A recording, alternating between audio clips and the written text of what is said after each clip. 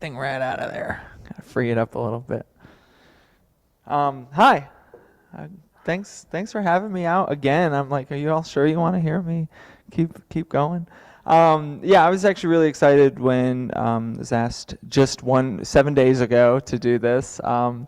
And I've a lot of some people know. Okay, I've been here for a little bit.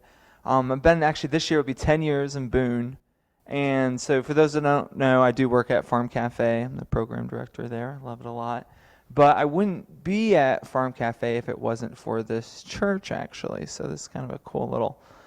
So when I first moved to Boone, I moved here like not even knowing Boone existed. I was just like moved from my old job, and was young and knew no one. Yeah, knew absolutely no one. And for those that like, depending on when you move to Boone, like sometimes it can be hard to meet people.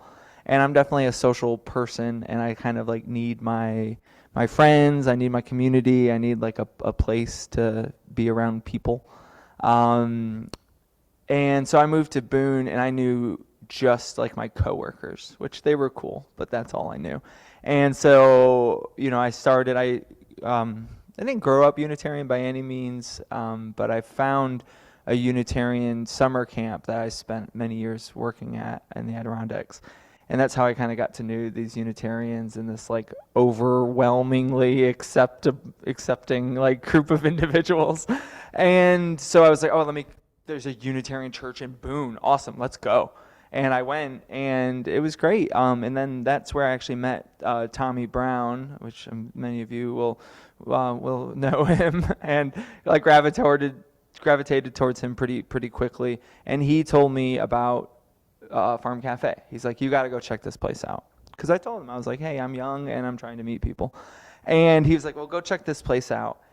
And so I started going there on my lunch breaks from work. And the first time I walked in, I don't know, raise your hand if you've eaten at Farm Cafe. There's a good amount of us here. Like pretty much all of us. Carrie, I know you didn't raise your hand, but you're knitting. I know you volunteer there a lot. So, right, maybe you know this same like feeling of like, or maybe it was the first time you walked in there, but just being like radically accepted and welcomed. Like Kim, if you know her, just being so happy that you walked through the door. And my first time, it's like, y'all don't even know me, like at all. And just to immediately feel like, oh, I have a place here, or I'm welcome here, or people are happy that I'm here. It's not like I'm just like providing business for this place and, giving the, cashier something to do to make it them be able to get paid their salary. No, it's like, oh, they're actually excited that I'm here. And that was like a feeling that stuck with me for years after. I moved here in 2015. And so there was a good maybe 7 or 8 years of just eating there and just loving sitting there. And I would go by myself a lot on my lunch break. And for those that have ever gone to Farm Cafe alone, a lot of times if you go out to eat, like I went up to coffee this morning. Luckily I saw y'all there, so it wasn't fully alone. But you go alone and you eat alone and you leave alone, right? That's like the normal thing. Maybe you chat it up with your server, maybe, but the server's got other things to do.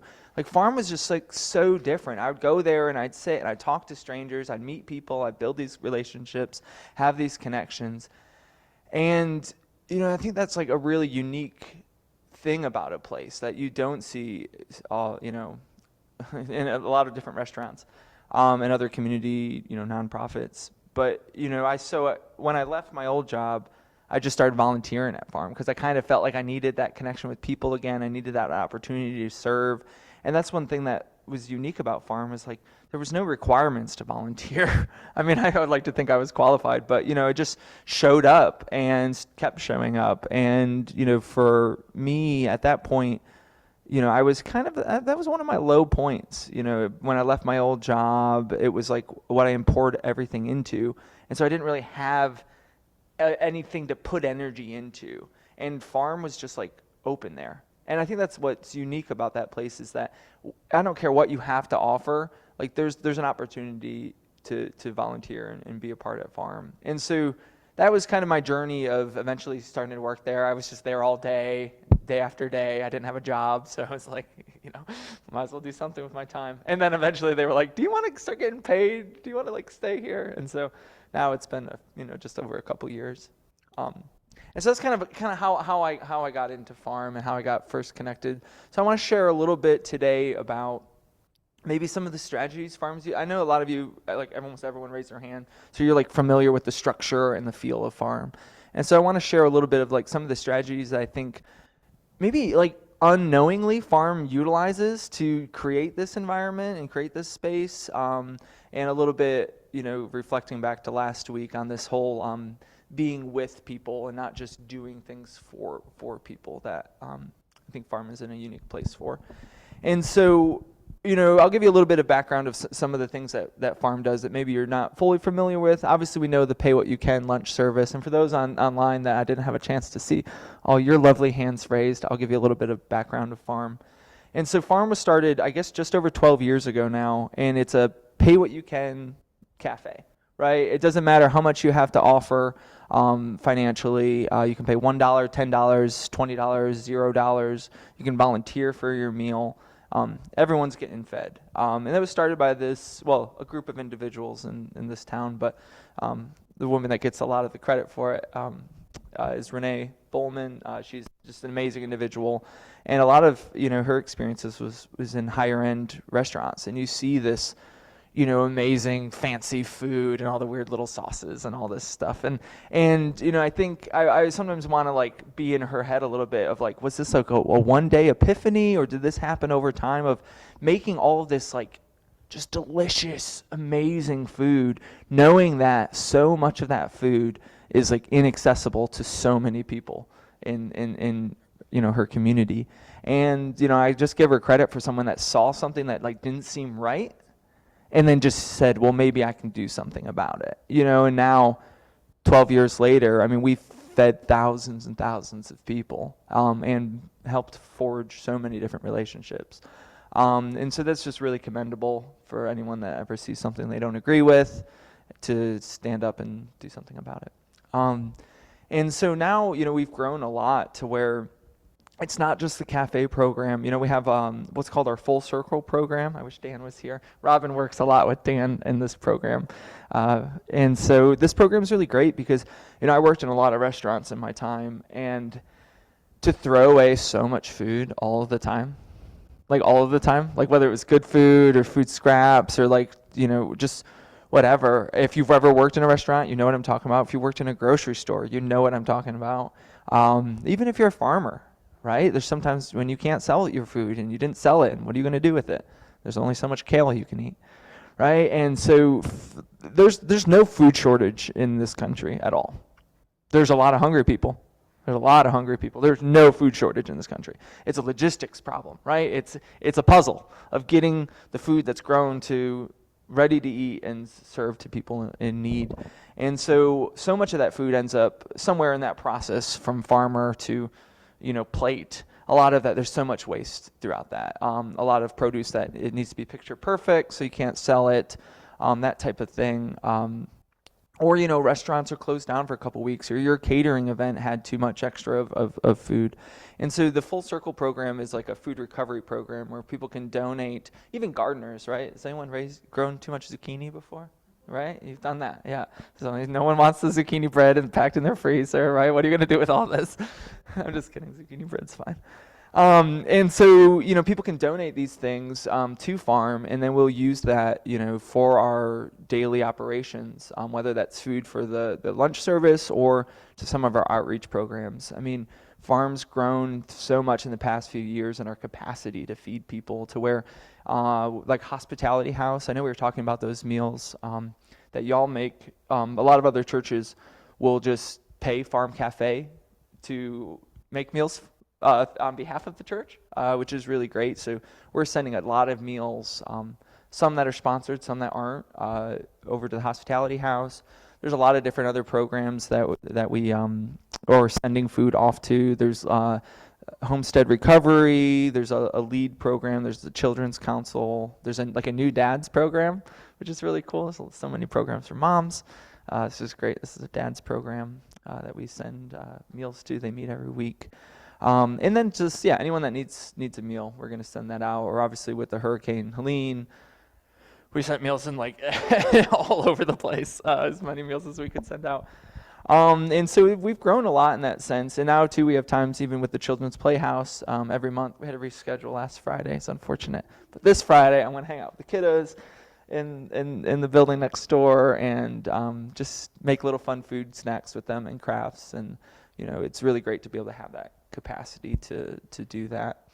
Some other programs that I just want to make sure I didn't forget some. Oh yeah. One of the other things that like really goes unsung that is a program that I think really goes back to like building these relationships with people is our partnership with NC Works. So it's like an employment opportunity program that we have. You know how like Goodwill sometimes they're like, do you want to round up your 40 cents for job training? And I never really understood that, and I usually didn't do it because I was like, shouldn't y'all be like just training your employees already? Like, why do you need extra money for that? Totally didn't understand the program. Yeah, so it's a really cool opportunity for people that might have barriers to employment, right? If you think about someone that has, prison record that's longer than your order of service, right? And it's really hard to build new relationships and start over your life when you've been there and you've had all of that this whole history behind you that unfortunately employers have a hard time seeing who you are today or who you're trying to be, and you're stuck kind of looking at this, oh yeah, there's this whole track record. How am I going to employ this person? And so NC Works, it's not just that. It can be any barriers to employment, mental health, any of these types of things.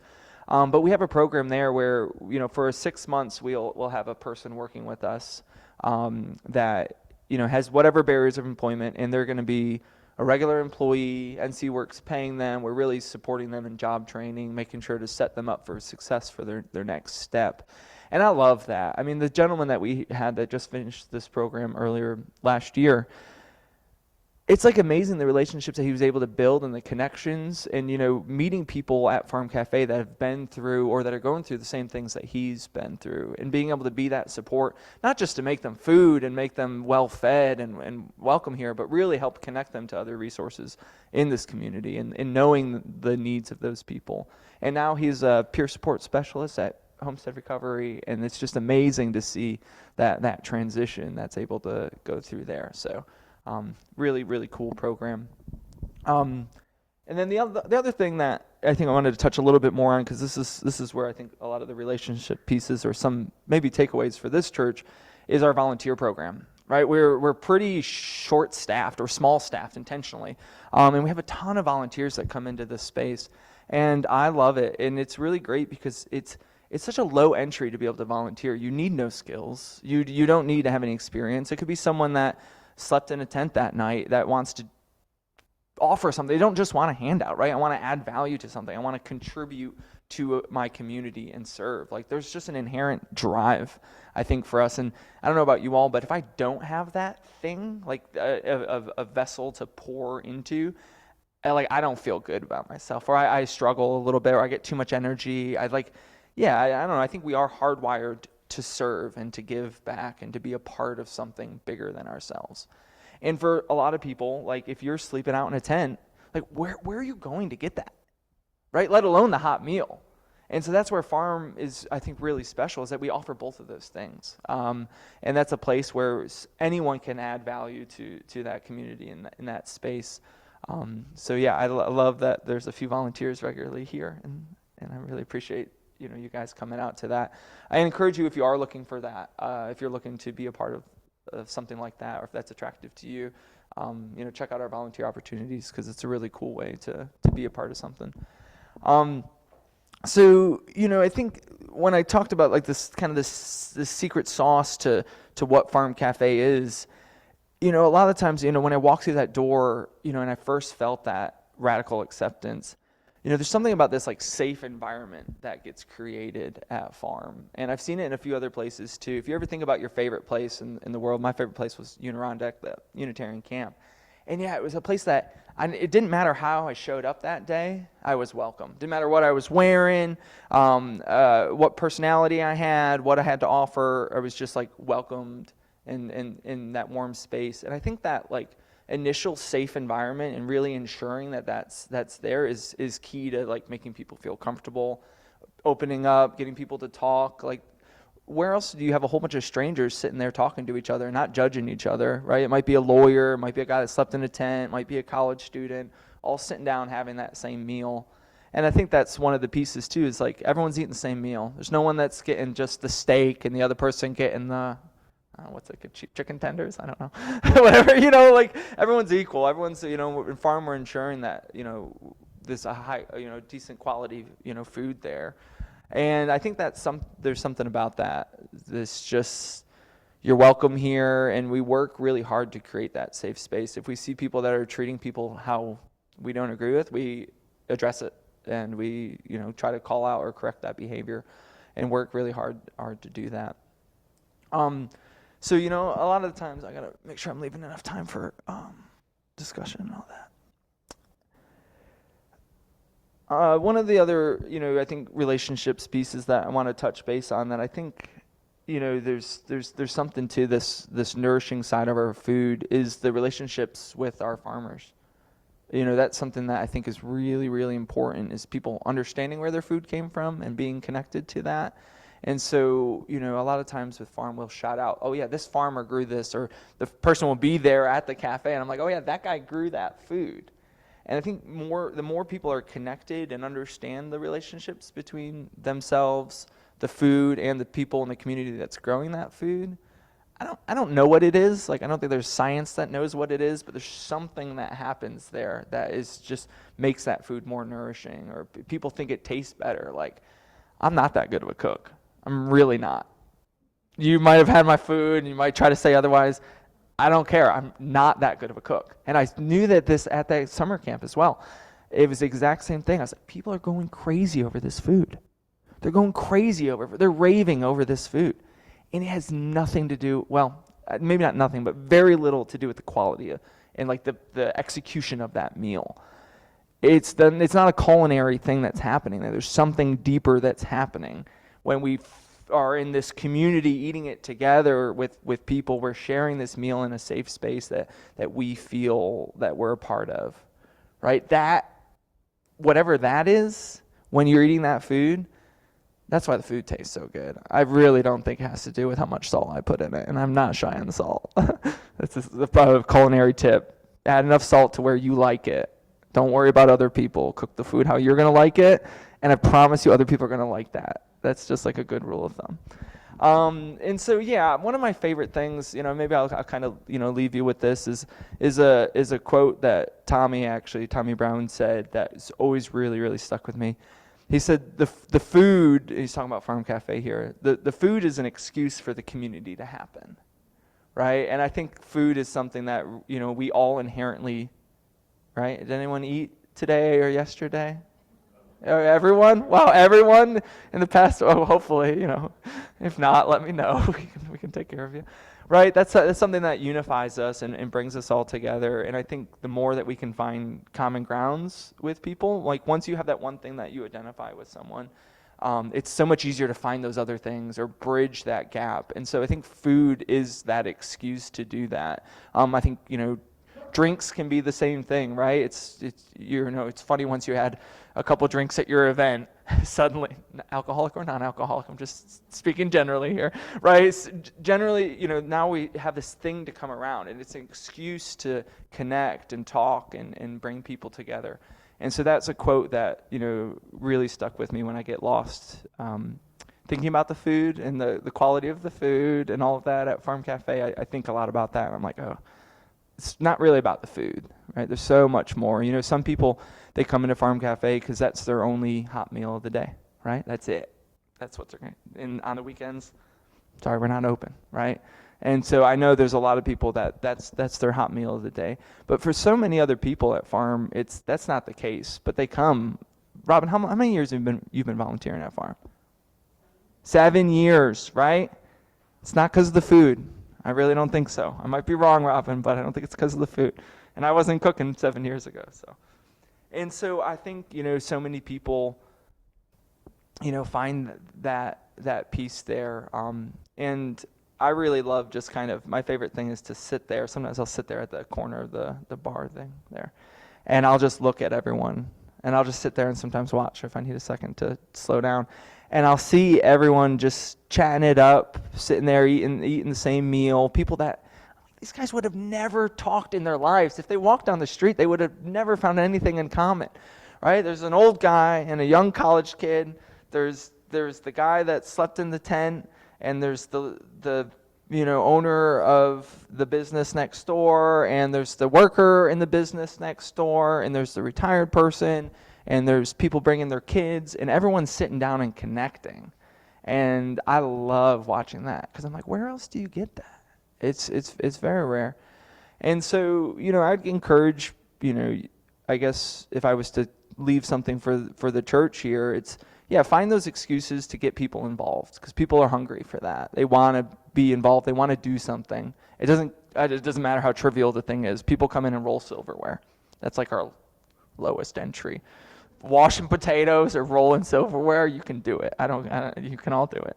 And so, I'd encourage, this church and this community to find those opportunities, and never be shy to have food at those things, because that's, once again, the food is just an excuse to bring people together.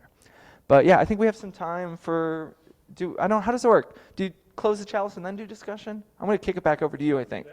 Yeah, okay. I think that's my main piece there. Yeah, I was going to say that